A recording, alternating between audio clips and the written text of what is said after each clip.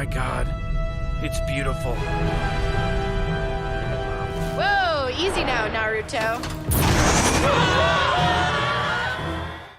Welcome back, everyone. This is going to be my full Rick and Morty Season 5 Episode 7 video. There were a whole bunch of anime references, a whole bunch of callbacks to previous episodes, including a giant literal and metaphorical callback to earlier in Season 5, so we'll break it all down. If you're brand new to the channel, be sure to subscribe to get all the episodes. I'm also doing a Rick and Morty merch giveaway. All you have to do to enter is be a subscriber and leave your favorite Easter egg from the episode on the video.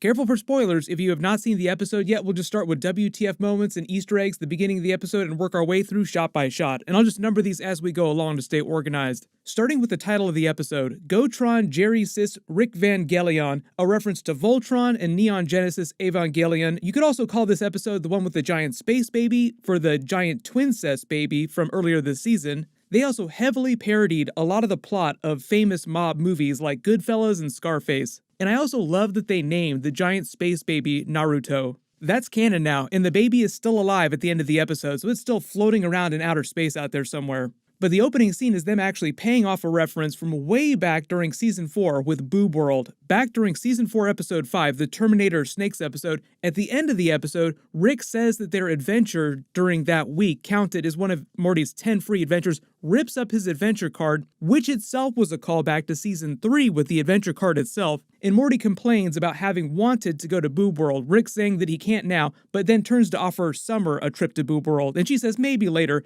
Cut to later, we're in Season 5 now, and they're actually doing it. They're singing the lyrics to the song. The lyrics themselves are a joke about Boob World basically being two worlds because it's a pair of boobs. They've got special hats on. They actually had Darren Criss back. I believe he was the yellow Gotron pilot at the end of the episode, but he also sang the Boob World theme song over the end credits too. That's Darren Criss singing. Boob World, it's a world for you, but it's actually two. But then Rick reveals the only reason why Summer actually got invited is because Boob World had all these problems with anti-sexism protests for the past 30 years, and they've just rebranded as a boob quote-unquote empowerment experience, and if they bring a woman, they get in for free. And the reference to the Coke can in Six Flags is actually a thing in real life. I actually grew up in the Midwest near a Six Flags. Nowadays, you can still get a discount on your passes by bringing empty Coke cans, but the discount used to be way bigger back in the day. Summer invents a new word, just combining a couple different words for excited, stoked, and psyched, which they pay off in the next scene after she replaces Morty as Rick's number 2, with Morty trying to invent a word to seem cool too. But then Rick spots the last remaining Gotron ferret that he's been trying to collect for a long time, and that sets off the actual plot of the episode.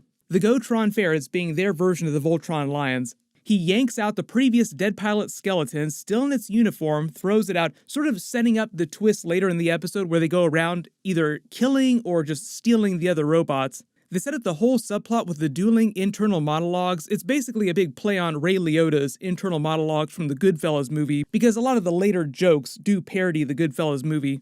In Summer's internal monologue basically starts stepping all over Morty's internal monologue. And later at the end of the episode, they also call that out too, saying that they were parasites the whole time. Internal monologue parasites. Which reminds you of the Season 2 Total Recall episode with the parasites that were showing up in fake memories, picking up all kinds of random parasites in their adventures all over the universe. They have that funny spoilers joke when Morty tries to explain how they're all going to combine, Rick and Summer just yelling spoilers at him, which you could also say wound up being a very timely reference, as this whole episode basically leaked out a couple weeks early, and there were spoilers everywhere, so a lot of you actually probably watched this episode a couple weeks ago. They make another reference to Gene, their neighbor, who Rick ran over during the episode where Morty and Summer's baby came from when the giant sperm monsters were attacking everyone on their street. There were a number of different references to that earlier episode, setting up the big twist later when the baby comes back. There were several parts during the episode where different characters in different scenes basically recap the entire plot of that earlier episode. Remember the time with the giant baby that got fired into outer space by the government? If you thought it was weird how many times they referenced the plot of that episode, it was all just to remind people, I think, because it'd been a couple weeks, like, hey, remember the time when we did this? Because it's going to be a really big thing in a couple minutes. Beth literally calls the baby out right after this, saying that that was the end of them getting really excited about doing things as a family. Then Summer calls it out sarcastically and references several other major WTF plot twists in the show's history, like Beth wondering if she's a clone or not from Season 3. We actually just saw Space Beth come back at the beginning of Season 5. Summer saying that she only exists because they failed to abort her is a callback to Season 1's Interdimensional Cable episode. Summer then also makes an anime reference. That's a deep cut reference for the original anime series that Voltron was based on. Voltron is just the westernized cartoon version of the anime series Beast King Go Lion. They play another internal monologue joke on Morty, and then they do their big Voltron montage of them ziplining to all the Gotron ferrets. And each place that they go to just gets like a little less cool until you get to Morty's, which is parked in an actual parking garage. Jerry calling out how ridiculous some of it is, like why did I zipline all the way to Hawaii just to rendezvous above my house in orbit, is them just joking about the logic of the actual Voltron series.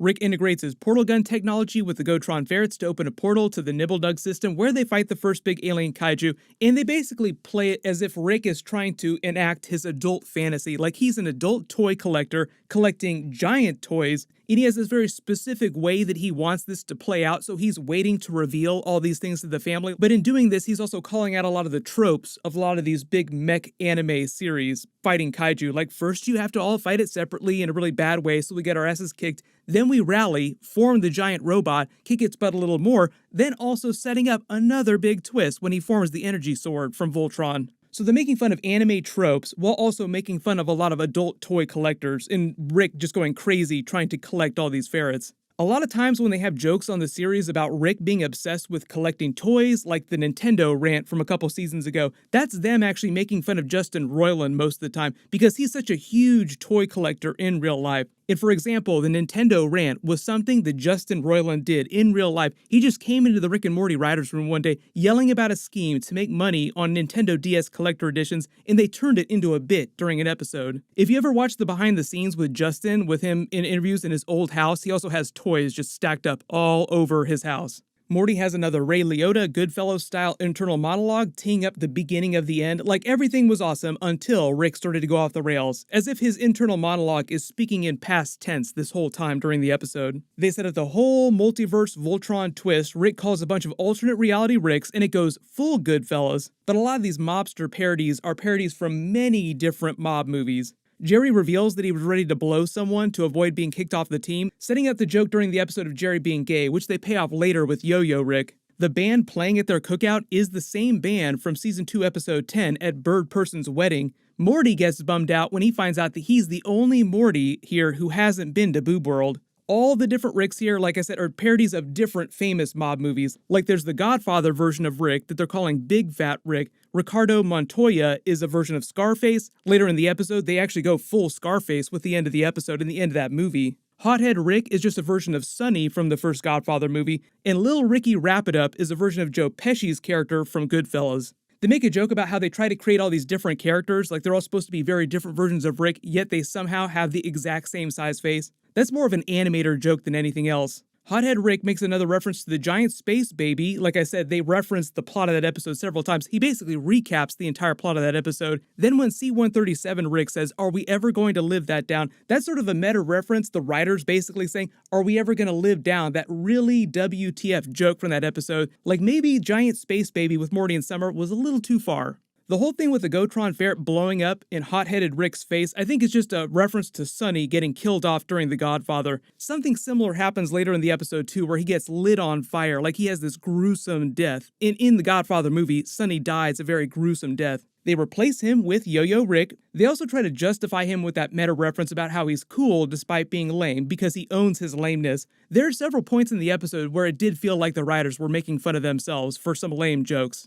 They have that big Goodfellas montage of them taking out a ton of competition to go get everyone's Gotron ferrets in different universes, killing people off, stealing them. You could call this a reference to almost any mob movie montage. Almost all the big famous mob movies have montages like this before things go off the rails. Then Summer's internal monologue explains how Rick's scheme works. They keep adding more and more Gotron ferrets, so each combined group of 5 also forms another giant Gotron. They call the first one the Go-Go-Tron. Later they make an even bigger one too at the end of the episode. They go around to everyone's different universe, basically being unkillable, paying off Rick's earlier reference saying that they're literally too big to fail. Because the Go-Go-Tron, the even bigger version of the robot, is literally bigger than all the other kaiju they're fighting, except for the giant space baby at the end of the episode. The other parody song this week is all about combining pasta with anime. They have the Boob World theme song at the end of the episode that Darren Criss sang. This one during their montage is just about pasta and anime because of the mob movie parodies in the Voltron. During this montage, you notice some of the kaiju kills are also parodies of tropey mob movie kills, like 100 giant buckets of cement for this centipede kaiju that they then drown in the ocean. Then things start to go off the rails, the different Ricks start to argue with each other, and they get rid of Yo-Yo Rick by blackmailing him using a version of Jerry. It's another version of Jerry, but it's them paying off the Jerry might be gay reference from earlier in the episode, saying that he was ready to blow someone. Summer takes his place. You notice that now she's wearing a black lion suit, basically meaning that she took Yo-Yo Rick's spot on the team. Summer makes a Borat movie reference when she's dissing Morty. Then Rick starts to go crazy, Summer explaining that he's been snorting detergent, and it becomes the big Scarface parody with Tony Montana getting high on his own supply. Like he taps his nose and yells at Summer to get him more. The whole bit with the nightclub and Morty being an associate security chief feels like a Casino movie parody with Robert De Niro, another solid mob movie. The dress that Summer is wearing also seems a little like the dress that Sharon Stone wore during the movie Casino. Rick calls her a queef. Summer just queefed in Morty's face a little while ago. Rick then explains the even larger Go-Go-Go-Tron, which is 100 ferrets combined, and Morty gets captured by the anime characters that they stole the ferrets from earlier. Like I said, I think the yellow one here is voiced by Darren Criss. And because part of the title of the episode is taken from Evangelion, and this character is a red-headed anime character who pilots a giant space robot, I'm assuming that this is meant to be a parody of Asuka Langley from Eva. Probably the most famous red-headed pilot in all of mecha anime. You notice that all the anime characters are also animated as if they are anime characters inside a Rick and Morty episode with the stereotypical physical traits and expressions of anime characters. That's why they say that they're literally designed for piloting the robots, because they are anime characters, and they call what Rick is doing appropriation, as in cultural appropriation. They try to bribe Morty with Boob World money, and when Morty drags himself back, there's a whole bunch of references here in the graffiti. The wall reads, "Get Caponed," which is a reference to getting pwned and Al Capone because of all the mob jokes. Some of the graffiti reads, "Gundam," a play on the Gundam franchise, another big mecha anime series. There's a bunch of other names here too. Some of these names might be animators who worked on the episode. Hot-headed Rick betrays the group. Like I said, he dies a gruesome death like Sonny died a gruesome death during the Godfather movie. Jerry makes another joke about being gay, telling his story about traveling alone on a flight to Paris, trying to get over a breakup. You could also say that them kicking Morty off the team is a reference to Michael Corleone pushing Fredo aside before he had him killed. Rick betrays Summer by replacing her with the red-headed Asuka Langley parody anime girl who tried to bribe Morty. She's also reading a Gundam magazine, which has an actual Gundam on the cover. She says that she has a bunch of temps lined up with previous robot experience. Obviously, that's a reference to the big betrayal at the end of the episode. They have that brief bit about Beth and Jerry being tainted by their time working in the Rick Voltron Mafia, wanting to have Summer whacked, then wanting to kill themselves and wait for her at the doors to hell so that they can kill her again. Morty calls it out, and then they turn on a dime the minute she walks in crying about being fired by Rick. And she explains her secret history with the space baby, which itself turns into a huge parody of the movie Arrival with Amy Adams, which is a great movie if you haven't seen it. They make an abortion joke while she's teeing that up. And the funny thing we learn about this, because this is all canon now, is that the US government, the president, has a secret military base on Mars, so the president probably knew about baby Naruto this whole time. We find out the government wanted to use him as a giant weapon, but Summer cared about him, helped him escape, then setting up the big reveal at the end of the episode where they pilot it like a giant kaiju alien. When they go back to Rick and the giant Go-Go-Go-Tron, it's literally Tony Montana's office from the end of the Scarface movie, and they basically do the end of the movie with him being betrayed and all the other anime characters coming for him. He does a parody of that famous line, "Say hello to my little me," pulling out a little Rick-shaped gun, and Morty and the rest of the family swoop in on giant baby Naruto, saving the day. He's got a giant American flag diaper. His wristband reads Weapon 1. The Meta 8005 reference is just boobs spelled backwards, which is also a callback to Rick's secret code word from earlier this season that he used to control all the duplicate families. And it also reads Made in Las Vegas because that's where Morty's sperm fertilized Summer's egg, so the baby was literally made in Las Vegas. The baby is super OP and just completely swats the giant robot away. They get rid of the anime characters. Then they explain at the end of the episode that even though everything is fine with the family again now, because they got rid of all the ferrets, now alien kaiju are coming to Earth unchallenged and millions of people are already dead. Like it's no big deal, like they don't care about it at all. Also trapping Jerry outside, raising the blast shields on the house up. They've actually done that, raised the blast shields on the house almost in every single episode during season 5. Then when Morty and Summer have that final dueling internal monologue scene wrapping up the episode, they pay off the parasites joke with Rick shooting both of them, calling them voice ovarians, then rolling his eyes and gagging as if it's him making fun of this joke, this whole bit with the voiceover for being lame. I wouldn't call it a fourth wall break, but it is the writers basically calling themselves out for doing a lame joke. Then during the post-credit scene, they do a big twist on the whole kaiju trope from anime series about how in anime series, kaiju often come from other dimensions or other worlds, but in the Rick and Morty multiverse, they're secretly highly intelligent creatures trying to help humanity by giving them the cure for AIDS. But in traveling through their interdimensional portal, they're stripped of all their intelligence and clothes, making them seem like terrible monsters. And if you're paying attention to the subtitles, apparently the cure for AIDS in the Rick and Morty multiverse is just basically preserved lemons. The recipe that the kaiju tells them, 1 part lemon juice, 4 part bay leaves, 1 pinch of sea salt, is basically the recipe you use for preserving lemons. But if you spotted any other big Easter eggs in the episode that I didn't talk about during the video, just write them below in the comments. My full Rick and Morty Season 5 Episode 8 video will post next week just like normal. Marvel's What If episodes are also going to start next week too. I'll be doing videos for all those episodes. Just like Rick and Morty, just like the Marvel Loki episodes, it will heavily trade on the multiverse inside the MCU. Make sure you have alerts enabled so you don't miss any of those episodes.